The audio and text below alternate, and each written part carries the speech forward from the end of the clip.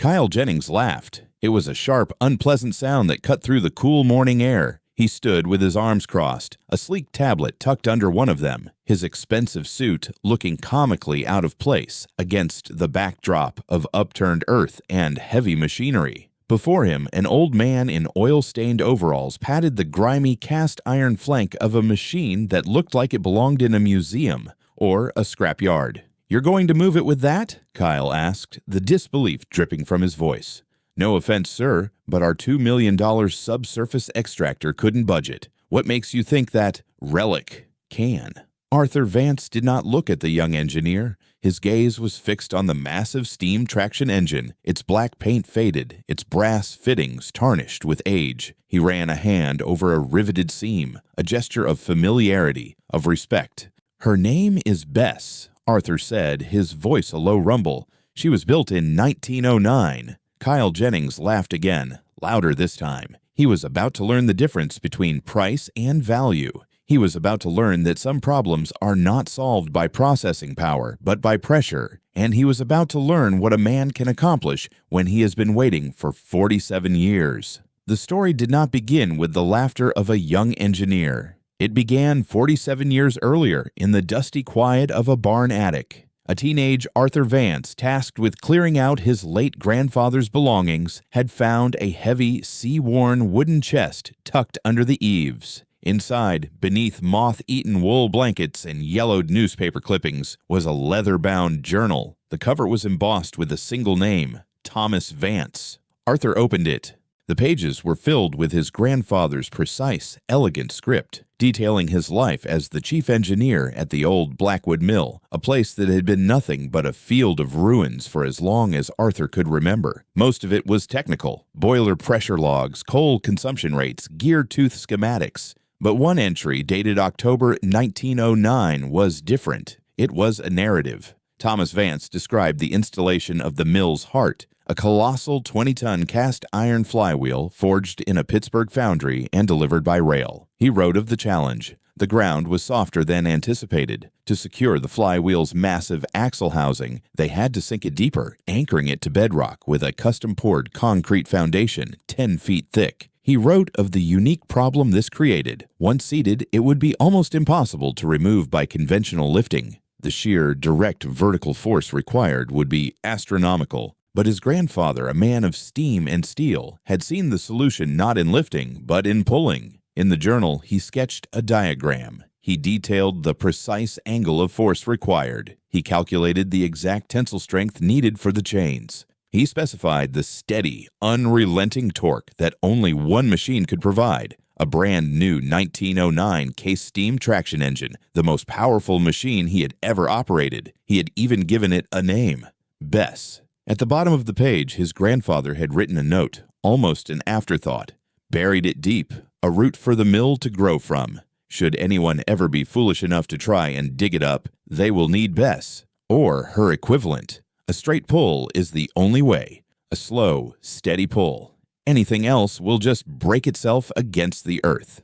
Young Arthur closed the journal. He didn't feel a surge of excitement. He felt a quiet sense of inheritance. He went downstairs and asked his father what happened to the old mill's traction engine. His father pointed out the barn window toward a small, overgrown shed on a half-acre plot the family owned, adjacent to the old mill lands. "Your grandfather bought her from the mill when it closed," his father said. "Kept her in there ever since. Said you never know when you'll need to pull the world straight." For 47 years, Arthur Vance held on to that knowledge. The world changed around him. The mill lands were sold and resold. Developers came with plans for housing tracts that never materialized. A strip mall was proposed and then abandoned. Through it all, Arthur paid the small property tax on his half-acre. Every year the bill would arrive, $53. Every year he would write the check. He never bragged, never called a historical society, never needed to. He simply waited. Once a year, every spring, he would fire up Bess. He would shovel coal into her firebox, watch the pressure gauge climb, and listen to the familiar hiss and sigh of the steam. He would engage her massive gears and drive her slowly around the small plot, her huge steel wheels churning the soil. He kept her pistons greased. He kept her boiler clean. He kept her ready. Over the 47 years, he received 3 offers for his small parcel of land. The first was from a developer in the 70s for $500. Arthur politely declined. The second was in the 90s from a speculator who offered $5,000. Arthur's wife, Martha, had urged him to take it. "What are you holding on to that rusty thing for?" she had asked. "Not yet," was all he said. The third offer came just 2 years ago. It was from a sleek corporation called GeoCorp. They were buying up all the surrounding land for a massive new data center. They sent a junior acquisitions agent with a check for $20,000. "It's a generous offer for a useless plot," the young man had said, smirking. Arthur looked him in the eye. "I appreciate the call," he said, and closed the door. The wait was almost over. Then came the catalyst. GeoCorp broke ground. Their fleet of modern yellow machines descended on the old mill land, scraping the earth clean. They poured foundations for a building the size of an aircraft carrier. Everything was on schedule, until it wasn't. The problem started when they began trenching for the primary fiber optic conduit. 6 feet down, their industrial excavator hit something that refused to move. They tried digging around it. It seemed to have no end. Finally, they brought in ground-penetrating radar. The technicians stared at their screens in disbelief. It was a solid circular metal object, 20 feet in diameter, buried deep in the ground, anchored by a massive block of something dense, concrete. It was directly in the path of their conduit. The project manager, Kyle Jennings, was called to the site. He was annoyed. Delays cost money. "Get it out," he ordered. They brought in their biggest machines. They tried to lift it. Chains snapped. Hydraulic arms whined and failed. Finally, they brought in the beast, the $2 million Mark IV subsurface extractor. It was a marvel of modern engineering, a self-anchoring, laser-guided hydraulic pulling machine capable of generating 500 tons of vertical lift force. They attached its claws. The diesel engines roared. The machine strained. The ground shook. A high-pitched screech echoed across the field as a hardened steel anchor bolt sheared in two. The extractor shut down, its warning lights flashing. It had failed. The project ground to a halt. That was when a harried survey engineer made another discovery. The obstruction, while on GeoCorp property, was situated in such a way that the only feasible angle for a horizontal pull, the only option left, was from the adjacent half-acre plot. The useless half-acre plot owned by some old farmer named Arthur Vance. Kyle Jennings drove to Arthur's farmhouse himself. He found the old man in his barn polishing a brass valve. "Mr. Vance," Kyle began, skipping the pleasantries, "we have a problem. There's a piece of old scrap metal buried on our property, and we need to pull it out from your land." Arthur kept polishing. "A flywheel, I imagine." Kyle blinked. "How did you know that?" "My family has been here a long time," Arthur said simply. "Look," Kyle said, his impatience growing, "we need access. We'll pay you for the inconvenience. A fee, say $10,000? Arthur set the valve down and finally looked at the young man. "No. No. What do you mean, no? It's a generous offer. Your machines can't move it," Arthur stated. It was not a question. "We are reassessing our extraction strategy," Kyle stammered, flustered. "Bess can move it," Arthur said. "Who is Bess?" Arthur gestured with his thumb toward the old shed. Kyle Jennings went to the shed, looked inside, and that is when he laughed for the first time. He returned to the barn, shaking his head. "Okay, old-timer, this is hilarious, but we're on a deadline." "So am I," Arthur said calmly. "You need access to my land, and you need that flywheel moved. I have the land, and I have the machine that can do it." He walked over to a dusty workbench and picked up a piece of chalk. He wrote a number on the wooden surface, $500,000. "That," Arthur said, "is my salvage and access fee. I pull it out. You pay me. If I fail, you owe me nothing." Kyle stared at the number, then at Arthur, then back at the number. His arrogant confidence returned. This was perfect. The old man would fail publicly. GeoCorp would then be able to claim he had obstructed their project, giving them legal leverage to seize access to his land for a fraction of the cost. "You have a deal," Kyle said, a wide grin spreading across his face. He pulled out his phone. "I'm drawing up the contract right now. We'll do this tomorrow morning. I'll even invite the local news. This is going to be fun." He was still smiling when he left, which brought them to now.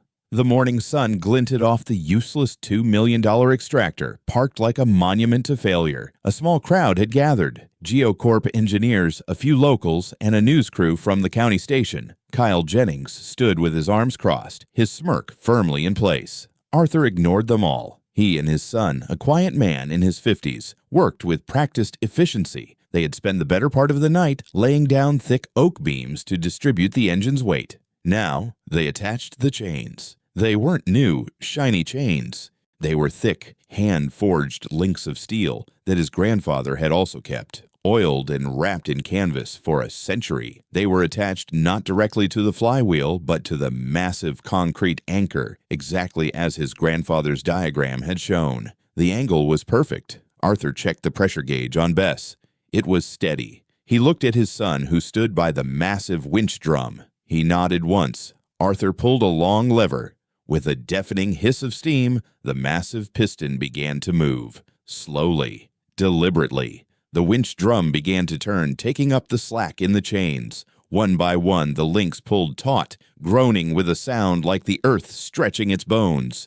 The GeoCorp engineers began to whisper. A few of them were looking at the old steam engine with a dawning sense of respect. The chains were now perfectly straight, vibrating with immense tension. Nothing happened. For a full minute, the engine hissed and strained, its single piston driving relentlessly, but the flywheel remained motionless. Kyle Jennings' smirk widened. He glanced at the news camera. "Any second now," he muttered to the engineer beside him. Arthur remained calm. He knew this part. His grandfather had written about it. The earth does not give up its secrets easily. You must persuade it. He adjusted a valve, feeding more steam to the cylinder. The rhythm of the piston quickened slightly. The engine's chuffing grew deeper, more powerful. And then a shudder ran through the ground. A low, grinding roar came from deep within the earth as the flywheel, held fast for over a century, shifted a single inch. The crowd gasped. Kyle Jennings's smirk vanished. Arthur did not change his expression. He just watched. He listened to the sounds of the engine and the earth. The winch turned. The chains held. The great flywheel, with its concrete anchor, began to slide from its tomb. It was not fast. It was a slow, majestic victory, a testament to relentless, focused power. The engineers from GeoCorp were silent, their faces a mixture of awe and embarrassment. They were watching a physics lesson taught by a machine from 1909. They watched as the massive iron wheel, caked in a century of dirt, was dragged steadily, inch by inch, foot by foot, onto Arthur's property. Arthur glanced at his watch. He let the engine pull for another minute until the entire obstruction was clear of GeoCorp's land. Then he pushed the lever back. The piston slowed to a stop. The winch went silent. In the sudden quiet, the only sound was the gentle hiss of steam escaping a pressure valve. Total time from the first strain to the final stop, 11 minutes. Silence. Arthur Vance wiped his hands on a rag, his face betraying no emotion. He walked over to the pale, speechless Kyle Jennings. The news camera was pointed directly at them. "The land is clear," Arthur said. "I'll be sending you an invoice." Kyle Jennings was no longer laughing. He was fired a week later. The check for $500,000 was delivered by a senior vice president who did not make eye contact and who left in under a minute. The story of the old farmer and his steam engine became a local legend. For Arthur, it was simply the closing of a book. That evening, he went into the barn. He opened his grandfather's journal to the page with the diagram of the flywheel. He picked up a pen. Next to his grandfather's elegant script, in his own simpler hand, he wrote a single word: done. He closed the journal and placed it back in the wooden chest. His work was finished. A lesson had been taught that day. It was a lesson about hubris and humility. It was a lesson about the foolishness of dismissing the past. GeoCorp had the price of everything, from their $2 million machine to the cost of project delays. But Arthur Vance, thanks to a journal and 47 years of patience, understood the value of a single crucial piece of knowledge. He understood that sometimes the most powerful engine is not the newest, but the one that holds its pressure, waiting for the right moment to be released.